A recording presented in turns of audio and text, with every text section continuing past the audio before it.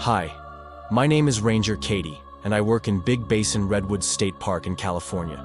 It's full of really big trees and old hiking trails.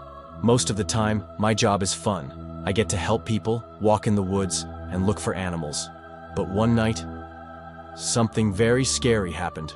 It was late, around midnight. The stars were out, and everything was quiet. I was alone at my cabin near the trail called Pine Loop. That trail is old and twisty. It goes deep into the forest. People don't usually hike there at night. It's too dark and easy to get lost. I had just finished drinking hot cocoa when I heard it. A scream. It came from the woods, a loud, long scream. Help! I froze. It sounded like a woman. I thought, maybe someone is hurt. So I grabbed my flashlight and radio and ran outside. Hello? I shouted into the trees. Is anyone there? Then I heard it again. Help me! It was louder this time, and closer. I ran toward the sound, shining my flashlight side to side. The trees looked huge and scary at night. Everything was moving in the wind. I could hear my boots crunching on the dirt path, but the woods were empty. Where are you? I yelled. No answer, just silence. Then, another scream, but this time it was right behind me. I spun around. No one was there. My heart was beating so fast. I turned in circles, looking with my flashlight. Leaves moved. Twigs snapped. I called on the radio. This is Ranger Katie. I think someone is lost on Pine Loop Trail. I'm checking it out, but the radio crackled and said nothing back. It was dead. I walked deeper into the trees, following the sound of the screams. Help! Please! Then I saw something. A lady, standing between the trees. She was wearing a long white dress, but it was torn and dirty. Her hair was long and black. She didn't move. She just stood there, looking at me. I stepped closer and said, "Are you okay? Do you need help?" She didn't speak. She didn't blink. Her mouth opened very slowly and, "Help me!" she screamed. But her voice came from behind me. I whipped around. No one was there. When I turned back, the lady was gone. I started running. I didn't know where I was anymore. Everything looked wrong. The trees looked like they were moving. My flashlight flickered. Then I saw a big tree with a carving on it. I had seen it earlier that day. It meant I was close to the road. I ran and ran. When I made it back to the ranger cabin, I locked the door. I looked out the window. The forest was dark, silent. But then, a soft voice whispered, "Help me!" I spun around. No one was there. The next morning, I told the other rangers what happened. They looked at each other and nodded. One of them, Ranger Mike, said, "You saw her." The screaming lady. I said, "What do you mean?" He told me a story. Many, many years ago, a woman got lost in those woods during a storm. They searched for her for weeks, but she was never found. Some say she fell into a ravine. Others say she just disappeared. But since then, people have heard her screaming. She only comes out at night, always calling for help. But when you go looking for her, you never find her, because she's not really there anymore. She's a ghost. A ghost that still thinks she's lost in the woods. And now, she's looking for someone to join her. I don't go near Pine Loop Trail at night anymore. And if you ever visit Big Basin Redwoods, and you hear someone screaming from the woods, don't go looking, because it might be the screaming lady, and if you follow her voice, you might never come back. My name is Eli, and I always loved the forest. Ever since I was a tiny kid, I liked the trees, the birds, the wind, the sound of leaves crunching under my boots. My mommy and daddy took me hiking and camping all the time. We used to visit Olympic National Park in Washington, and it was my favorite place. One day, when I was little, I saw a park ranger there for the very first time. He had a shiny badge, a big green hat, and a belt full of cool forest tools. I whispered to my daddy, "I want to be just like him." And from that moment, I started dreaming about being a ranger who knew all the trees, all the animals, and helped people when they were scared or lost. Well, when I grew up, I did become a real park ranger. And guess where I got my first job? Yep, Olympic National Park. The very same place where my dream began. But dreams don't always stay nice. One warm summer afternoon, I was walking a trail near Ho Rainforest. The sun was peeking through the tall trees, and everything looked quiet and happy. I was checking the woods to make sure nobody was camping where they weren't supposed to. I had walked this trail so many times. I wasn't scared at all. Then I heard it. A sound. It wasn't a bird. It wasn't the wind. It was a groan.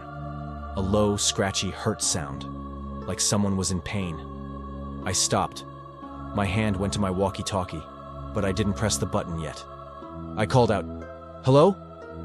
Is someone there?" Silence. Then, another groan, but closer. I stepped off the trail into the woods. My heart was beating fast. I pushed branches out of the way, and then I saw him. A man. Or, at least I thought it was a man. His clothes were torn, hanging in little bits. His skin was red and black, like it had been burnt. Some spots looked melted. His face was swollen like a balloon, and one eye was closed while the other was wide and bloodshot. He wobbled toward me, and then he made a noise, a loud yelp, like he was crying and screaming at the same time. "Please," he croaked. "Help me." I was frozen. I had seen hurt people before, people with broken legs or twisted ankles. But this? This was different. He looked like he had been cooked in a fire. Then he collapsed.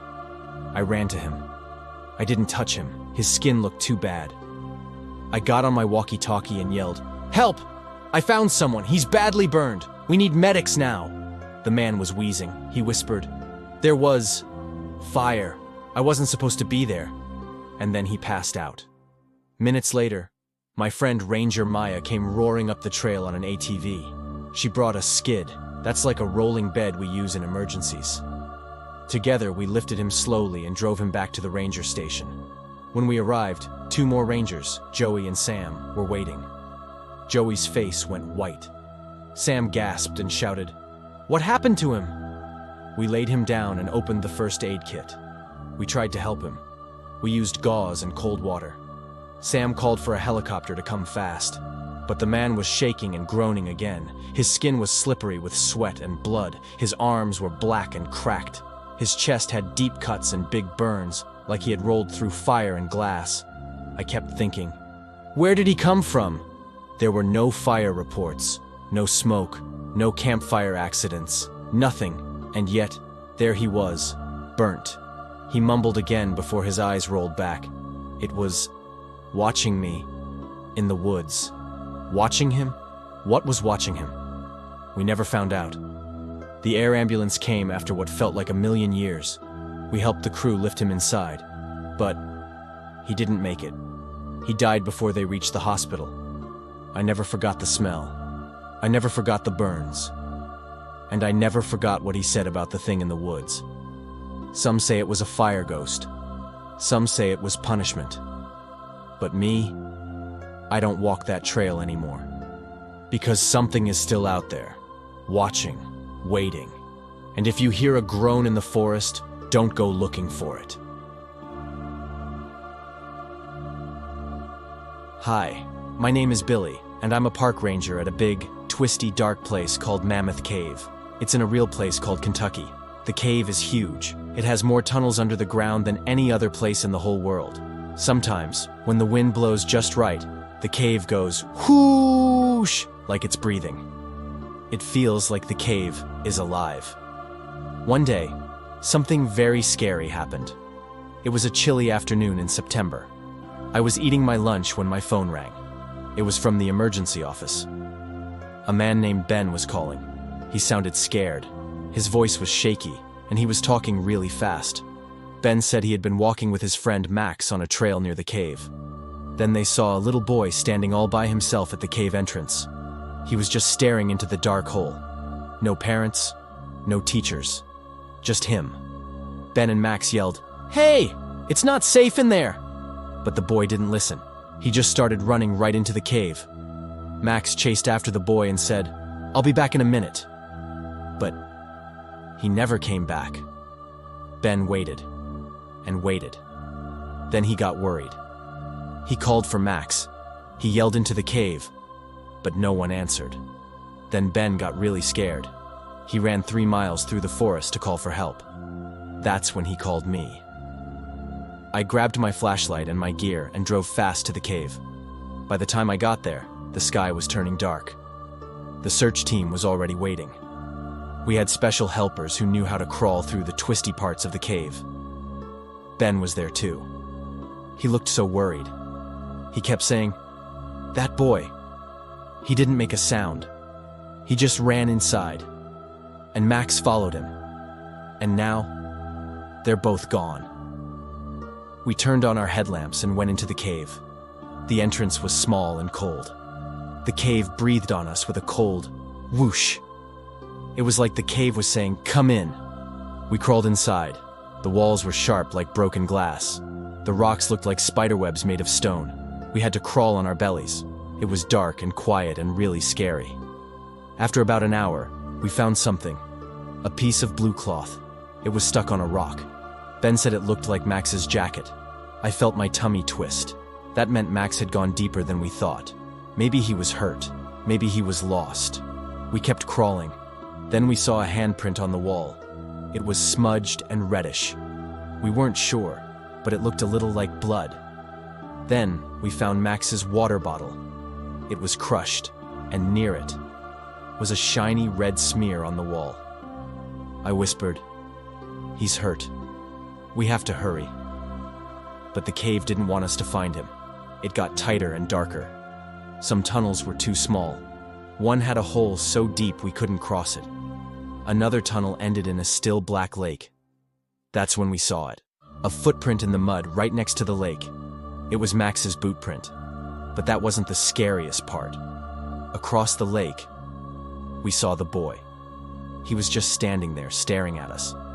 His skin looked pale and wet, like he had come out of the water.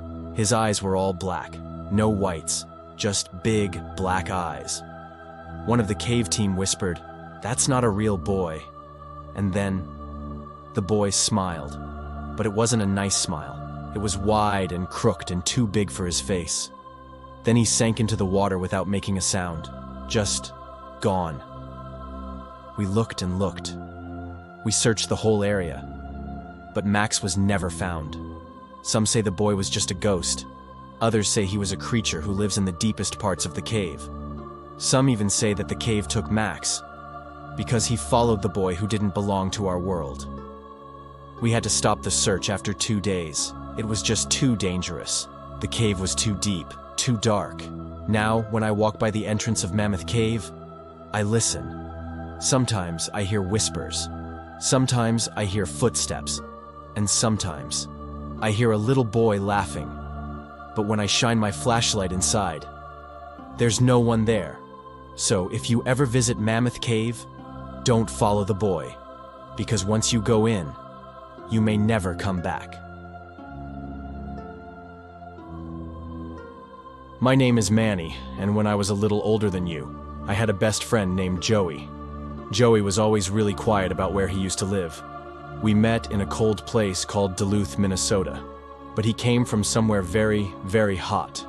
Death Valley, California. That place is all sand and rocks and spooky caves, and Joey used to work there as a forest ranger.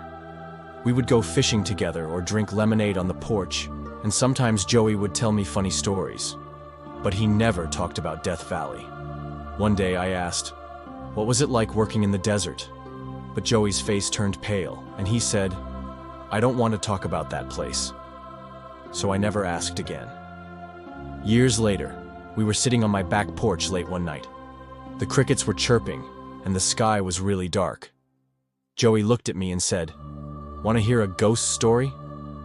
I thought he was joking, but he wasn't. He took a deep breath, looked around, and then whispered, "This is why I left the desert." This is what he told me. Back then, Joey was walking near the deep desert caves in Death Valley. It was a super hot day, and everything was quiet. Too quiet. He was wearing his big ranger hat and walking on the sandy path when he saw a man limping toward him. The man looked like he was hurt. Joey ran over to help. "Hey, are you okay?" he shouted. But the man didn't wave or smile. He just stared. His eyes were dark and empty. Joey said it felt like the man was looking through him. Joey tried again. "Do you need help?" And that's when the man pulled out a gun. Joey froze. The man pointed the gun right at Joey's face and said, "Take off your uniform." Joey's hands started shaking. He had a radio. He had a badge, but he couldn't move. The man growled, "Now, take it off or I'll do it for you." Joey's heart was beating so loud he thought it might burst. He didn't know what to do. If he gave up his ranger clothes, the man would pretend to be him. And Joey knew he might not make it out. So Joey tried something risky. He said, I can't. I'm too scared." The man didn't like that. He took a step forward, then another. Boom, boom. A noise came from the rocks behind the man. It sounded like a truck or an engine starting up. The man turned his head for just 1 second, and Joey leapt. They fell to the ground with a thump. The gun flew into the dirt. They rolled and kicked and fought in the sand. Joey was stronger, but the man was wild, like a trapped animal. He kept trying to grab the gun. Joey couldn't punch. He couldn't run. So, he put his hand over the man's mouth and nose. The man's eyes went wide. He couldn't breathe. He flailed and fought and scratched, but Joey held on. "I just want him to pass out," Joey whispered. "Just pass out." But the man didn't stop. His arms slowed down. His legs stopped kicking. And then, he went still. Joey rolled off him, gasping for breath. But when he looked at the man's eyes were still open. They stared straight at the sky, not blinking, not moving. Joey panicked. He grabbed his radio. "Help! I need help!" he shouted. But the desert was silent. It was just Joey and the man, and the wind blowing sand across the ground. Finally, hours later, other rangers came. They found Joey sitting in the dust, shaking, with the man still lying there, his eyes wide open. After that day, Joey quit. He left the desert behind, moved far away to where the wind was cold and the sand couldn't reach him, and he never wore his ranger hat again. When Joey finished the story, we both sat quiet. The porch creaked. The crickets had stopped. Then Joey looked me right in the eyes and said, "That man's face. I still see it in my dreams. And now, sometimes, so do I." Hi, my name is Jay, and I work in Glacier National Park, way up in the mountains of Montana. It's full of big trees, loud owls, and trails that go on forever. I had a little wooden cabin to sleep in at night, and my best ranger friend Mike had a cabin not far from mine. One night, after walking through the woods all day, I was super tired. I brushed my teeth, put on my soft pajamas, and was just about to hop into bed when, knock, knock, knock. I froze. Then I heard voices. Tiny, shaky voices right outside my door. They were loud and scared, and sounded like they had been running a long time.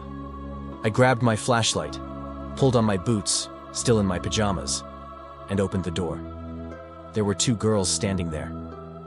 One had a red jacket tied around her shoulder, but it was soaked in something dark and wet. Her eyes were big like a deer's. The other girl held her up, shaking and crying. The girl in the jacket whispered, "Please help us." I let them in right away and turned on my cabin lights. The girl with the red jacket fell to the floor with a thump. Her friend knelt beside her. I looked at the shoulder, and my tummy started doing flips. It was a bite mark, but it didn't look like an animal bite. It looked like something a person would do. Something bad. I said, "What happened?" The standing girl said, "We were walking near Hidden Lake and we heard someone behind us. When we looked back, a naked man came running at us. He jumped on my friend, bit her shoulder, and wouldn't let go. I had to kick him hard to get him off." I couldn't believe it. A man, with no clothes, biting people in the woods. I called Mike on my radio. Get over here, now. Mike came fast and gasped when he saw the bite. I told him, stay here. Protect them. If that guy comes back, don't let him in. Then I put on my ranger coat, clipped on my duty belt, and stepped back into the dark woods, holding my flashlight and my walkie-talkie. The night was super quiet. No birds, no bugs, no wind. I could hear my own heartbeat.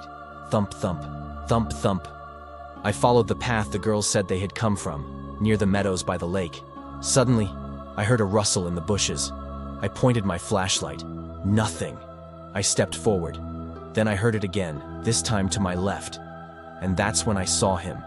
Something pale darted between the trees, too fast to be a regular person. He had no clothes, and he was running around me like he was playing a game. I yelled, "Stop!" But he didn't stop. He ran faster, circling me like a wild wolf. My flashlight bounced in my hand as I chased him. It made me feel all wobbly inside. Then, he turned. His eyes were wide and crazy. And then, he charged me! Slam! He crashed into me, knocking me onto the ground. My flashlight flew out of my hand, and everything went dark. I felt his hands grabbing me, his breath on my face, and his body pinning me to the ground. I was so scared, but I still had my pistol. With all my strength, I pulled my arm, free. Bang!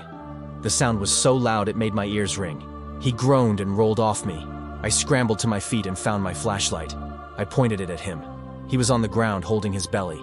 He was groaning, but not moving much. I called for help on my radio.